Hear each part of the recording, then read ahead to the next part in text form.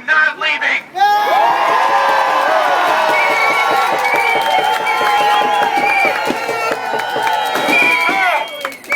So if I'm not leaving, and you're not leaving, because this is our country, we're staying. They're going. Now, because we're nice people, they can stay in the country. But they cannot stay here and collect $5.7 billion while putting nurses and healthcare workers out of work, who've got families to feed and roofs to pay for over their heads. That is not American.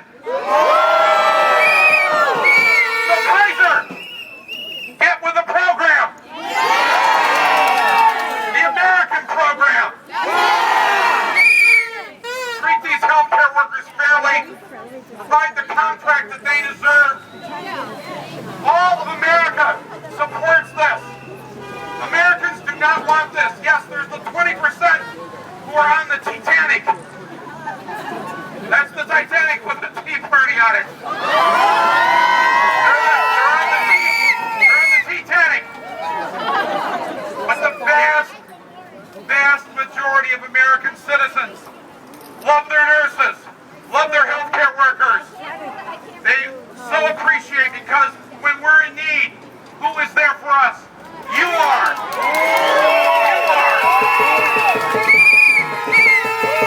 And the way we thank you is to have you reduce your pay, reduce your benefit, lay off workers. That's our thanks to helping save our lives. I reject that.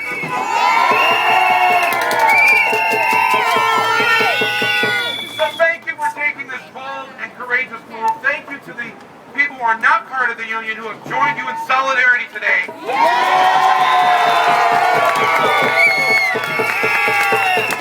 And let me just close by saying, I know a lot of the time, especially these days, we're filled with a lot of disappointment and despair.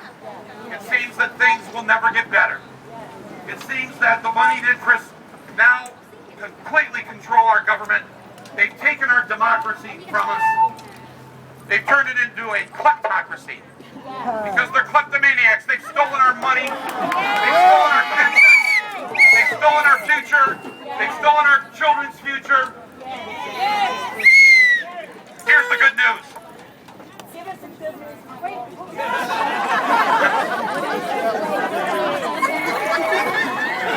Switch hands for the good news. It's going to come out of my right hand.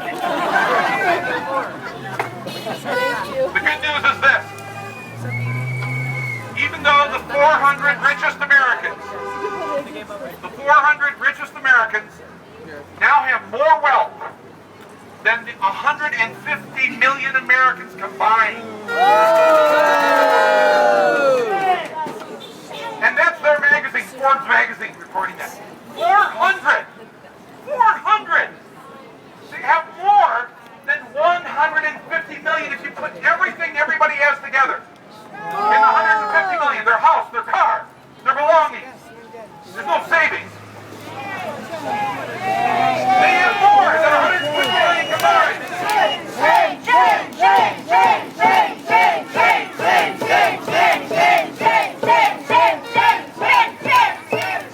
So what's the good news in that?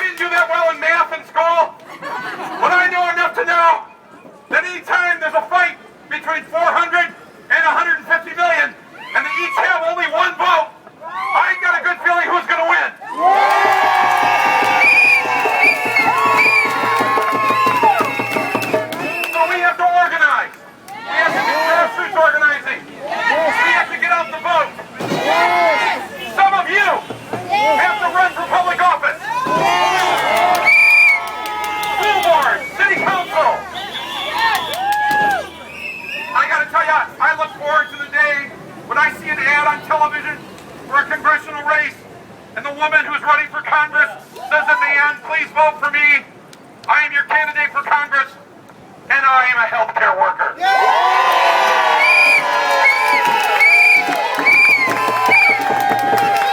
I gotta believe people want to vote for that. I'm a healthcare worker. I'm not a banker on Wall Street. I don't work for Goldman Sachs. And I'm going to keep my promises. I can't be bought. That's what we have to have running for office. Just two quick points. President Obama, we voted for you because you had guts enough to believe that an African American could be elected in the United States of America. That was a historic election.